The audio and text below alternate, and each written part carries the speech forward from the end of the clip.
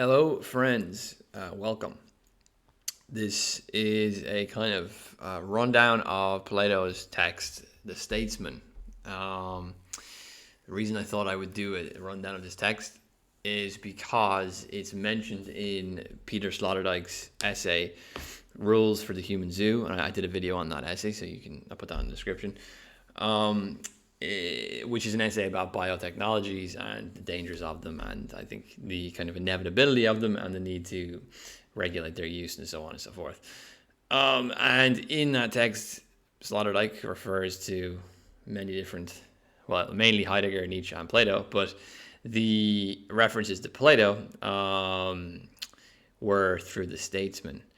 So I thought I would do a rundown of the Statesmen to see why is it relevant to thoughts, to thinking about biotechnologies and so on. The Statesman is, really in the kind of political. Obviously, it's called the Statesman. It's really in the realm of Plato's more political philosophy. He also has as we're going to see, he also goes into kind of practical knowledge with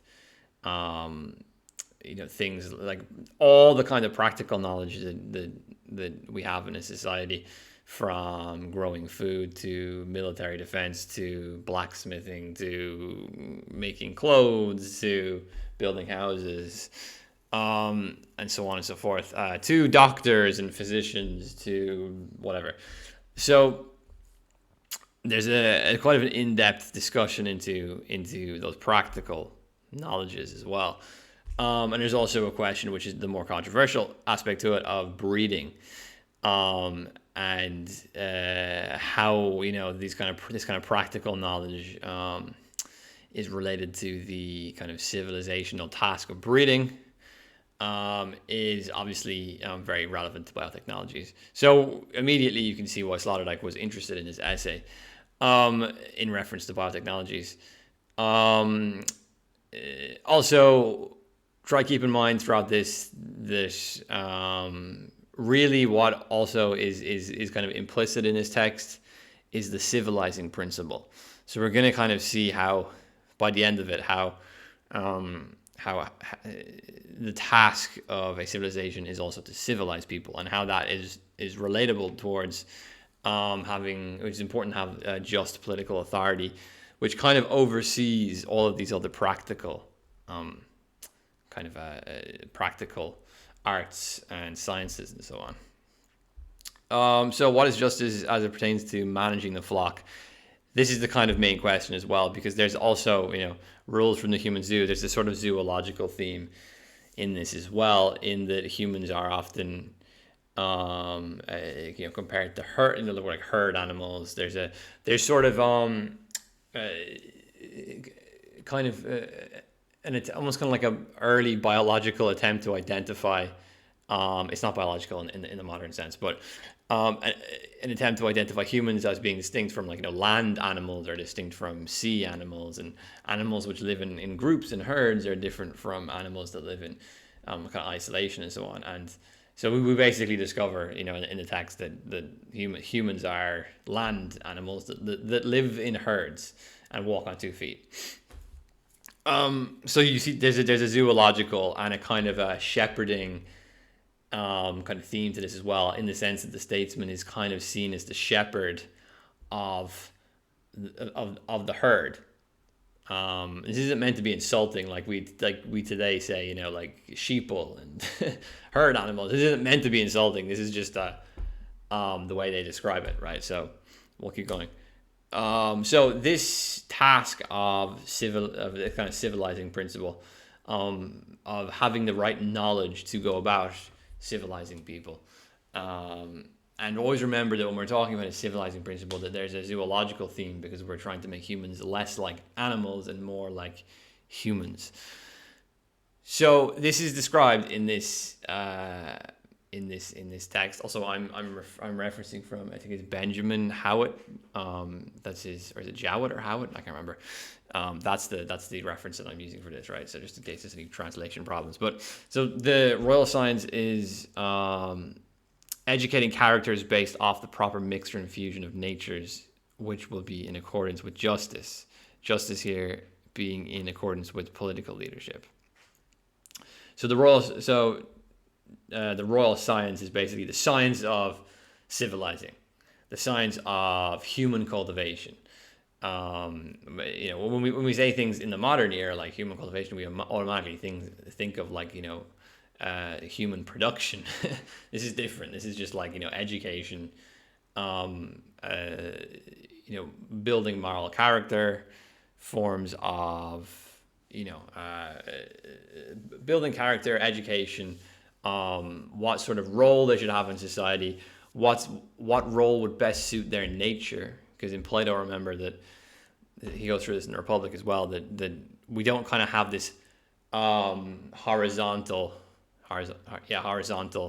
kind of meritocracy that we have in a liberal society, where we're all universal liberal subjects, and our role in society should be based off of our merit. In Plato, obviously there's merit involved in the sense that one has to work hard or do things or study or train to become anything, but he's not talking about this kind of flat horizon of universal subjects. Like, you have a nature, and your nature has a prevailing element to it, and that prevailing element dictates. It's predetermined in that sense. At least in that sense, it's your nature sort of determines what role or class in society would best suit you, and that has to be observed, of course, by social leaders, basically social leaders and social authorities, who can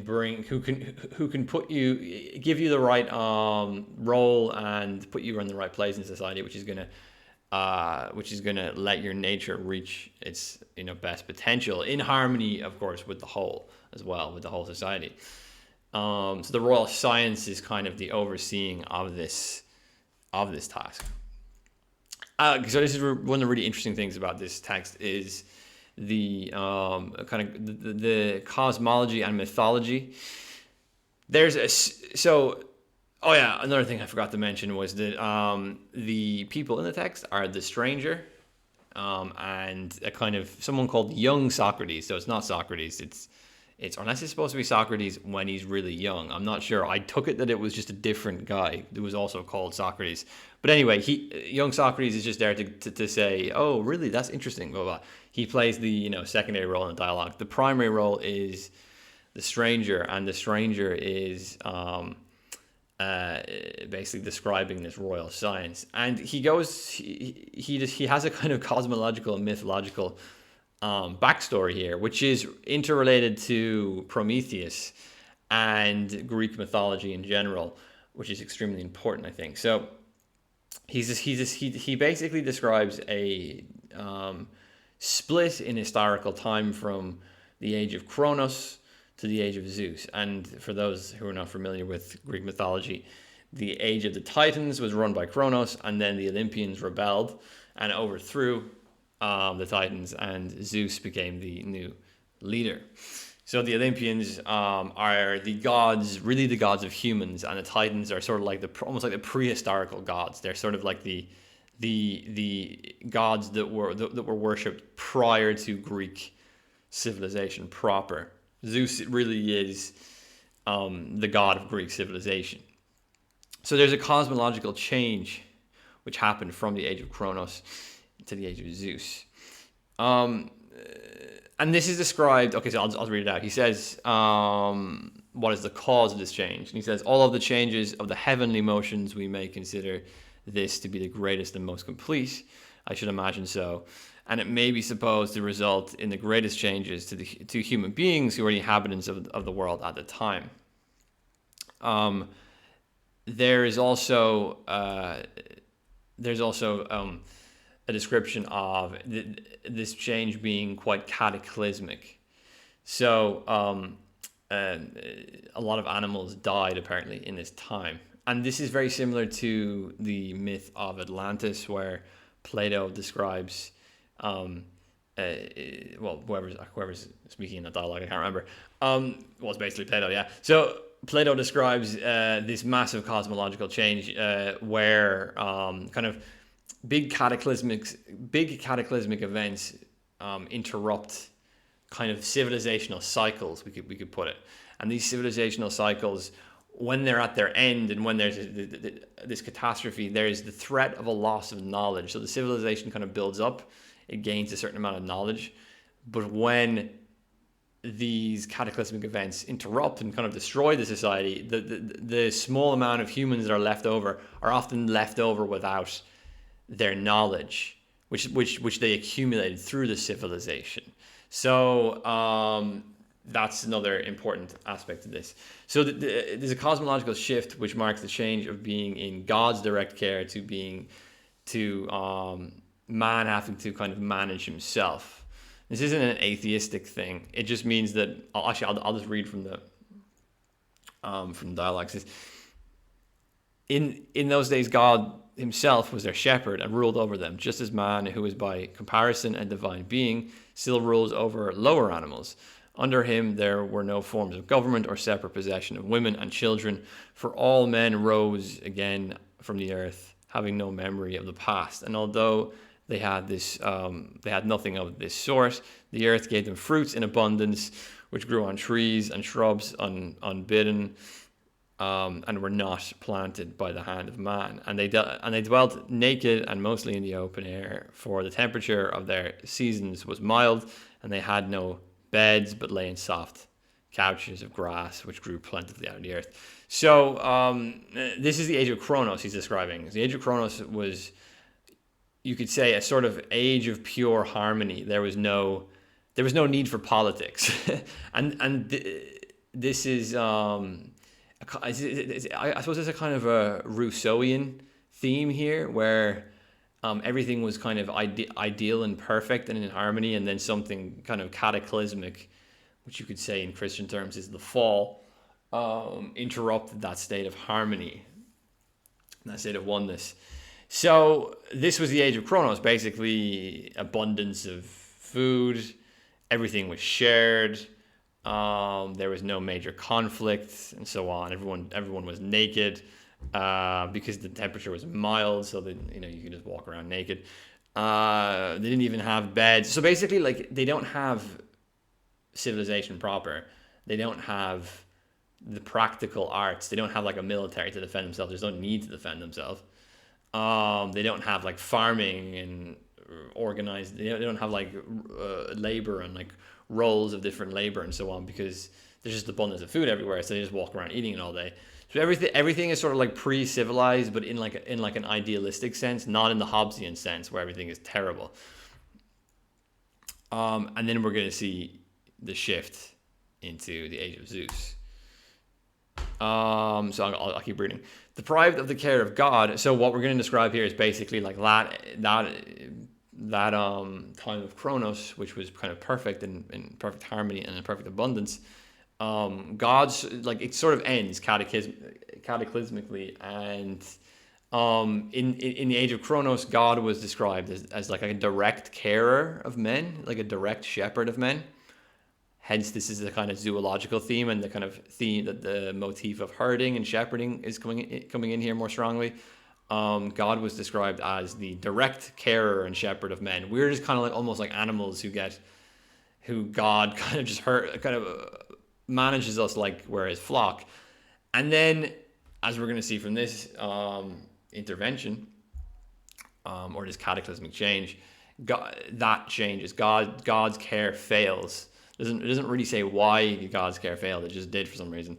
And then humans have to learn how to basically take care of themselves. Doesn't mean that there isn't a God anymore, but he just doesn't take care of us directly. We kind of have to. There's a gap, we could say, between us and God, which emerges. So it says, deprived of the care of God, who had possessed and tended them, they were left helpless and defenseless, and were torn in pieces by the beasts, who were naturally fierce and had now grown wild. In the first ages, they were still without skill or resource. The food, which once grew spontaneously, had failed, and as yet they knew not how to procure it, because they had never felt the pressure of necessity. For all these reasons, they were in great straits, wherefore also the gifts spoken of in the old tradition were imparted to man by the gods, together with so much teaching and education as was indispensable. Fire was given to them by Prometheus, the arts by I always have trouble pronouncing his name, Hephaestus, and his fellow worker Athena, seeds and plants by others. From these is derived all that has helped to frame human life since the care of gods, and I was saying, had now failed men, and they had to order their course of life for themselves and were their own masters. So, as I was saying, this shift marks this kind of, again, to kind of refer to Christian, you can see how Christian theology kind of borrowed from Greeks here. There's a sort of fall, we could say. There's a massive disruption to this sense of harmony and perfection. And this fall basically means that humans have to learn how to manage themselves, because all of a sudden they face things they never faced before, like animals are attacking them and killing them. There's scarcity of resources. The weather, there's a mention here, the weather gets colder, which would mean they need like shelter and fire and so on. They have to put in their masters. And now Prometheus, of course, is extremely important here, especially if we're talking about technology, especially biotechnology, because we know Prometheus, in Greek mythology, him and his brother, just to give you a quick backstory of that myth, Prometheus and his brother were in charge of like kind of zoologically designing all the animals in the world, and they forgot to give humans like fur or claws or things to protect themselves from the elements and to protect themselves from other animals and so on. So humans were left sort of naked and defenseless. So Prometheus gave them fire. And again, this story in Greek mythology is always a part of the war of the Olympians and the Titans. So when the Olympians took over from the Titans, Prometheus gave humans fire, and human civilization proper really emerged from that cataclysmic change from the Titans to the Olympians. So basically now humans have to learn to take care of themselves, and hence the reason why all these arts and sciences and politics and so on start to become a necessity. So from this this kind of nakedness of humans suddenly having to defend for themselves and protect themselves from animals and kind of organize together in a more, I suppose you could say, less perfect state. They need to actually think about what they're doing and so on. The need for a statesman or a king emerges within this gap. And also in Greek mythology, the hero emerges through this as well. This is a kind of separate topic maybe, but it should also be noted that the Greek gods within the war of the Titans often, for example, like Hercules, and some other kind of demigods and so on, bred with humans in order to create heroes, demigods, who then fought with the Titans. The Titans often had their own children who were like, the Nemean lion or the Hydra or all these kind of monster figures, who Hercules and Perseus and so on often fought. So heroes are also emerging through this time, but this is Plato, so we're not concentrating too much on the hero character. We're concentrating more on the political character.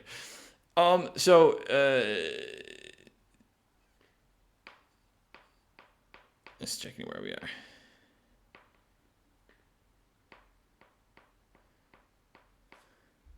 No, I put the wrong notes in this part. I'm just going to skip it. So as I was saying, Rousseau's state of nature is a theme here. No conflict, abundance, and then that suddenly falls away. Politics to redeem political philosophy in a sense becomes a way to sort of redeem man from this fallen state, and it's different in. I think I said this. It's different in Christian theology, of course, because in Christian theology, the sin is sort of carried out by man himself, where this falling away from God in these Greek mythology stories is more just something that happened because of like cosmological changes and cataclysmic events. It's not really like humans brought this on themselves. It's just something that happened. But God, no longer being the direct shepherd of man, he needs a statesman. He needs a leader. So, and in this, of course, we also need the civilizational purpose, which emerges science, arts, and technologies. And there's a long discussion here about different arts and sciences and their interconnections. And the statesman should oversee all of these different arts. And when he says all these different arts, he lists like, it's like military defense. It's like ocean navigation for the Navy. It's like husbandry, growing food, doctors and physicians, people who make clothes, weapons, people who, like whatever. It's everything, right? We can think of the emergence of arts and sciences as a response to the change from the changing era from Kronos to Zeus. Man uses these methods, kind of these practical knowledge, kind of Promethean theme here, to defend himself. Now that God. Discussion in this dialogue, which goes into an annoyingly tedious amount of detail about all these different arts and all sorts of divisions you could make between these different practical, techniques and so on, and how they're all interrelated. For example, in order for the shipbuilder to build ships, he needs someone who can cut down trees and so on. So you need the practical knowledge of someone who can cut down trees in order to have the practical knowledge of building ships. And all these arts are sort of like interconnected. And within that conversation, Plato makes sure to form a distinction. I think this is kind of like the kind of anti-empiricist, or like even in modern terms, we might say anti-technical expert side to Plato, which is this: if you have measurement of making just political decisions about what should be done and so on, this to measure the good basically isn't the same for practical knowledge necessarily as it is for like pure theoretical knowledge. Normally when we're working with practical knowledge, we're more stuck in relation. So things have to be, more like bigger or smaller. Things have to be wider or thinner. Things have to be more or less. Things have to be bigger, smaller, and so on. Everything is kind of in relation to something else. We understand big only in relation to small. We understand small only in relation to big, and so on and so forth. So the kind of knowledge we use to guide our kind of practical practical arts and so on isn't necessarily the same for this purely theoretical sort of knowledge, which is a standard in and of itself. So, for example, there's a standard. The standard of good can't be merely gotten to by saying it's bigger than something else or it's lesser than something else. And this does also relate, as we'll see, to distinguishing different peoples in a sort of political hierarchy. So, for example, Plato, in this dialogue, Plato makes sure to kind of undermine the idea that the Greeks are better than all the barbarians, because the barbarians are in one group and the Greeks are in another group. Of course, the Greeks being civilized and the barbarians not being civilized. The Greeks are not better than the barbarians merely because they're different to the barbarians. Like, it's not mere relativity. They have to strive towards a standard which is true in and of itself, not a standard which is merely in relation to something else. So, like, we're different to these barbarians, therefore we're good. It's like, no, you're not good just because you're different to them. You're only good if you strive towards an objective standard which is beyond relativity and so on. So this is actually pretty interesting point to make when you think about kind of human cultivation within biotechnologies. Because it would seem to me that if you had a kind of consumer market of biotechnologies, it would often be that a lot of people would want to have, for example, if you were having like a baby and you have this kind of designer baby market and you want your baby to be taller or smaller, or you want him to be have this color eyes or that color eyes, you want him to be this or that. This is often all just caught into like pure relativity. This is just caught into like comparing yourself to your neighbors or whatever, or comparing yourself to people you think are lower than you. They have this, so we have to have this. This is sort of getting caught into pure relativity is a problem. And there's also a theme here too of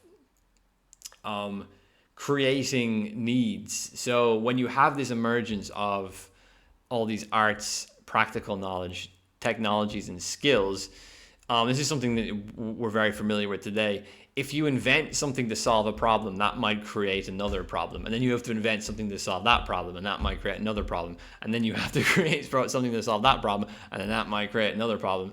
And everything becomes in relation to something else. And you get stuck in this kind of infinite relativity.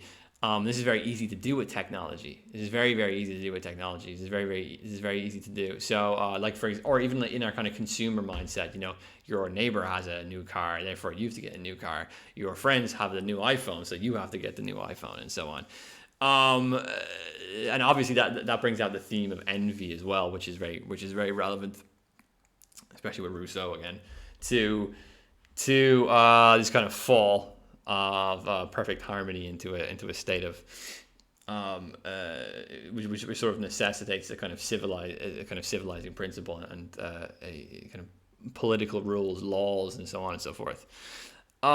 So basically, relativity is the enemy here, and there's a sort of anti-empiricist perspective we can also gather from this. So if we were to bring that Platonic perspective into the modern system, we would say, can technical experts regulate biotechnology? Well, no, because technical experts are stuck in relativity. It's only the king, it's only the statesman who has this sort of pure form of knowledge of the objective good who would be able to actually oversee these technologies. Although Plato isn't talking about biotechnologies, but it's just a kind of Platonic point we can make. And then we're getting into more like the zoological and civilizing principles. And then also, just as a side note, there is a long discussion of laws. Who should obey the laws? Should you obey the laws if they're unjust, and so on, which I didn't get into because I didn't think it's as relevant as the rest of this stuff. But there is in as well. So whatever. So discussion of zoological distinctions in animals. We have a discussion of that. Some of them are land animals, sea animals, animals who walk on 4 legs, animals who walk on 2 legs, and so on and so on. So I suppose what Plato's trying to do again here is not fall for this kind of relativity. I already mentioned this a little bit, but to not form an idea of us being good or civilized based on pure relativity, as in we are this much more than this animal, we are this much more than that animal. Our distinctions are in and of themselves relatively meaningless if they're just in relation. On the royal science, this word royal science, which kind of comes through the dialogue, is basically the science of that more pure knowledge of the objective standard, of which the shepherd or statesman must be engaged with in order to oversee all the arts and so on within the society, but in particular this kind of human cultivation. So we're going to get more into the kind of character formation side of this now. And just so people who aren't familiar, Plato's kind of ideal character formation for political leaders is kind of warlike courage mixed with philosophic moderation and inquiry. So he says here, too great sharpness or quickness or hardness is termed violence or madness. too great slowness or gentleness is called cowardice or sluggishness. We may observe that for the most part, these qualities and the temperance and manliness of the opposite characters are arrayed as enemies and opposite sides and do not mingle with one another in their respective actions. And if we pursue the inquiry, we shall find that men who have these different qualities of mind differ from one another. So we're kind of applying these forms of distinctions of different animals now to human beings themselves and different natures within human beings. Some are more moderate and tame, some are more kind of manly and warlike. The difference between the two classes is often a trivial concern, but in a state and when affecting really important matters becomes of all disorders the most hateful. And then young Socrates says, to what do you refer? This is an important line. Stranger, to nothing short of the whole regulation of human life. For the orderly class are always ready to lead a peaceful life, quietly doing their own business. This is their manner of behaving with all men at home, and they are equally ready to find some way of keeping the peace with foreign states. And on account of this fondness of theirs for peace, which is often out of season, where their influence prevails, they become by degrees unwarlike and bring up their young men to be like themselves. Kind of human breeding going on there. They are at the mercy of their enemies, whence in a few years they and their children and the whole city often pass imperceptibly from the condition of free men into that of slaves. Young Socrates says, what a cruel fate. Stranger, and now think of what happens with the more courageous natures. Are they not always inciting their country to go to war? Owing to their excessive love of military life, they raise up enemies against themselves, manly and mighty, and either utterly ruin their native land or enslave a subject and subject it to its foes. So, the royal science really is also about like defending the polis. You need to cultivate a civilizing principle. This is what it's all about. It's about civilizing principle, which harmonizes the more moderate natures, the more kind of, you could say, diplomatic, thoughtful, moderate natures with the more courageous, warlike natures, in order to fuse them. And there's a discussion in the dialogue about how could you fuse them because they're such opposites, so which is a good question, of course. But to fuse them, I presume this means you fuse them through education, right? I mean, this is you teach people to be, the harmony of this comes through kind of Platonic education, I presume. And the harmony comes through the Platonic civilizing principle. You're kind of weaving together these two natures. It's necessary so that the society doesn't either, just start wars with everybody and then that's its downfall. Or it doesn't just become so peaceful it can't defend itself and it becomes enslaved. And you might think to yourself, well, is this just a kind of military argument then? That we just basically need, for example, if you had a good example, the nuclear era. The nuclear era, you could say, well, everyone can just be so totally peaceful and unwarlike and we'll never be slaves because we have nukes. The nukes are our courageous men. We don't need to harmonize ourselves with the courageous natures anymore because the nukes just do everything for us. Well, how will that world of purely kind of peaceful, moderate, and just because we say peaceful, moderate doesn't mean we mean nice or just. They may be extremely cruel as well. I mean, but these other natures, the more moderate natures, what does a society actually look like? And we could even look around today in a lot of societies, especially in the West, and wonder that. What does a society look like with all of those sorts of people in charge? And you could see how maybe we could think about how politics in general, education in general, the use of technology, the use of arts, the political ordering of people and so on, all of this may fall out of harmony because of that. I would wonder if you could ask Plato, okay, we have these things called nukes now, Plato, right? Tell them what nukes are. They're big bombs. They go bang, bang. We don't need fucking courageous people anymore. I wonder, would he say, well, it doesn't matter if you don't practically need them. There's a sort of intrinsic truth to it. There's a sort of intrinsic civilizing necessity to it in order to be having a just society, to be striving towards the good and so on and so forth. There's a sort of objective standard to it in and of itself. Or would he think, well, you've got nukes, so you don't need it. So there's a sort of theme we could also think about here of like technology replacing, certain natures that were necessary to be integrated and harmonized into the society to make the society a just society, being taken over by sorts of technologies. And of course, with the discussion of things like Prometheus, the disruption that technology might have by sort of automating one of the necessary natures to infuse into a just society, you could think that might lead to its downfall as well. That might lead to its ruin. So there's a lot of do I have anything else to go? I was more on civilizing principles. So there's a lot of things we can think about here. So biotechnology is a sort of technology that could deeply disturb, in a negative sense as well, the civilizing principle, the cultivation of both warlike courage with philosophical moderation. So, it's interesting because we're kind of referring again to Sloterdijk's essay.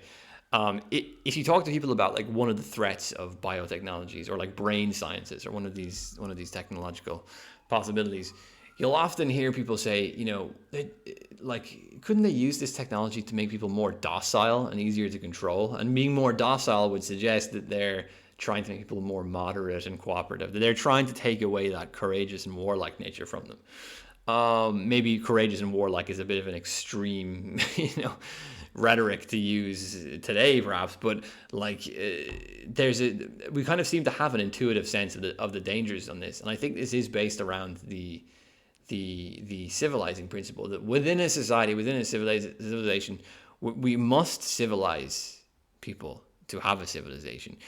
But within that civilizing principle, there are certain dangers. And I think then when you mix in the technology and the ideology and the ignorance and the short-sightedness and so on, you're suddenly you can come up with a million different scenarios which are quite terrifying. And it does sort of suggest that dialogues like this do sort of suggest that, when Plato was talking about like a statesman, not a technical expert, not a manager, a shepherd in that sense, like a statesman who oversees all of the different arts and sciences in regards to their relationship to this civilizing principle and education and so forth. It's kind of this very holistic perspective that is sort of necessary in order to harmonize and to civilize in a good way without actually causing harm.